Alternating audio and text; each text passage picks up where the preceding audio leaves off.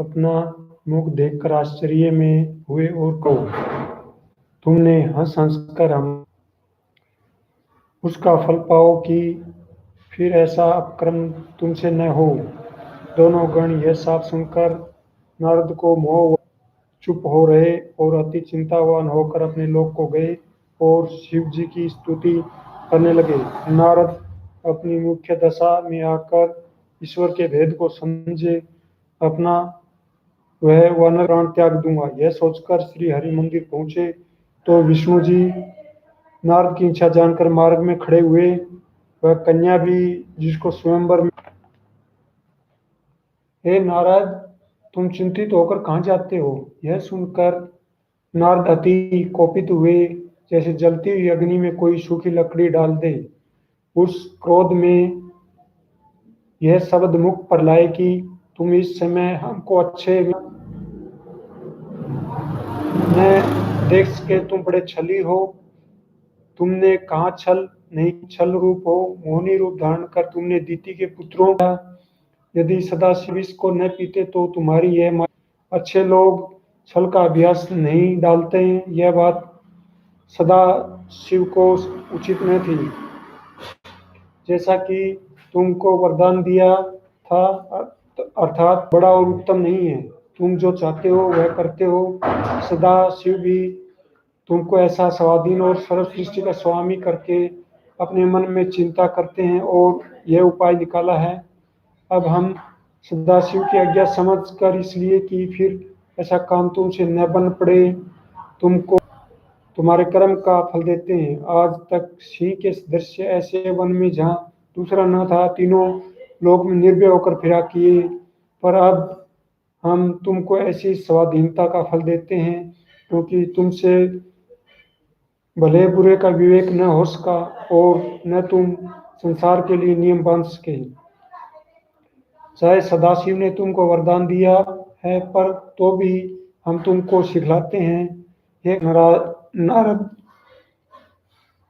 श्राप को इस तरह मुख पर लाए कि तुमने जिस शरीर से हमको छला है, उसी शरीर में तुमको दुख होगा और जिनके सदृश्य हमारा मुख कर दिया था, वे ही तुम्हारी सहायता करेंगे।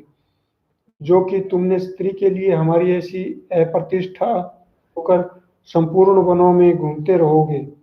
यह सुनकर विष्णु जी ने अपना सिर नारद के चरणों पर रख दिया था, पर नारद ने क्षमा न की। तब सदाशिव ने नारद के मन से माया खींच ली। उस समय न कोई स्त्री दिखाई देती थी, न ये दशा नारद की रही। पाप से भरे हैं वे क्यों कर क्षमा होंगे? विष्णु ने कहा कि जो तुमने सदाशिव के वचन को न माना, उसका फल यह तुमको मिला है। अब तक तुमको इस ईश्वरीय गति का भेद मालूम न हुआ, इसलिए ये सब बातें बताई गई।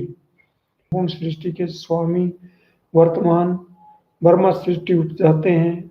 हम भी उन्हीं की सेवा करके संसार को पालते हैं और वे आप ही प्रलय करते हैं। हम केवल सदाशिव के तप से सबसे बड़े गिने गए हैं। हे नारद, ऐसी सदाशिव की तपस्या करो, क्योंकि सदाशिव की तपस्या बिना किसी को परम पद नहीं मिलता है। आपको उचित है कि सब छोड़कर केवल सदाशिव वाक्य मुख पर रखो, शिव के सतनाम जपो, उनके जपते जपते संपूर्ण पाप नष्ट हो जाते हैं। आप खेद न करो, क्योंकि आप ही सदाशिव ने यह माया की है और हमको आपके द्वारा यह साप दिलाया है। वे सदाशिव काल के ही काल, अद्वितीय अप्रमेय है। हमको सदाशिव से अधिक प्रिय और कोई नहीं। हमारा सबसे अधिक बल रहा है,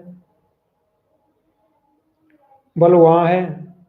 तुमको उचित है कि हृदय में शिव का चरण रखकर देशा के 100 नाम पूछो, क्योंकि ब्रह्मा जी बड़े शिव के भगत हैं, रात्रि दिन उनकी सेवा करते हैं। इतना कहकर विष्णु अंतर ध्यान हुए नारद सदाशिव के पास चले गए।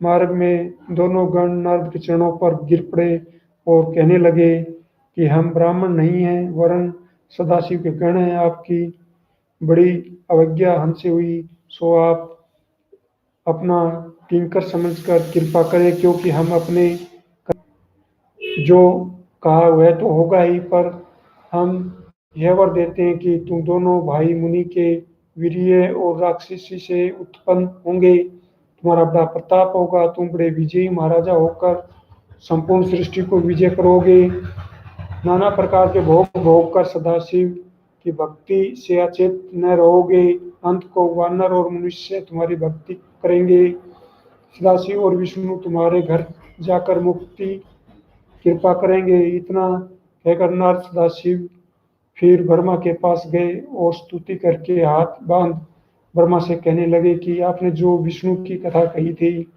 वह तो हमने सुनी, जिसमें भक्ति, वैराग्य, तप और दान की रीति तथा तीर्थ आदि का मध्य और अंत में रहते हैं, क्यों कर प्रसन्न होते हैं और फिर वे क्यों कर निर्गुण होकर सगुण हो जाते हैं। अपनी और विष्णु जी की उत्पत्ति वर्णन कीजिए। जिस तरह सदाशिव कैलाश में आए वह कहिए। सती का विवाह, गिरजा का वर्णन, स्वामी कार्तिकेय की उत्पत्ति और तारक, वृत्रासुर, त्रिपुर, जलंधर, अंधक आदि वध एवं सदाशिव जी के संपूर्ण गुण और अवतार विस्तार से कहिए। जितने शिव पार्वती के चरित्र हैं वे सब मुझ पर कृपा करके प्रकाश कीजिए, जिससे मुझे और आपको प्रसन्नता हो। ओम नमः शिवाय।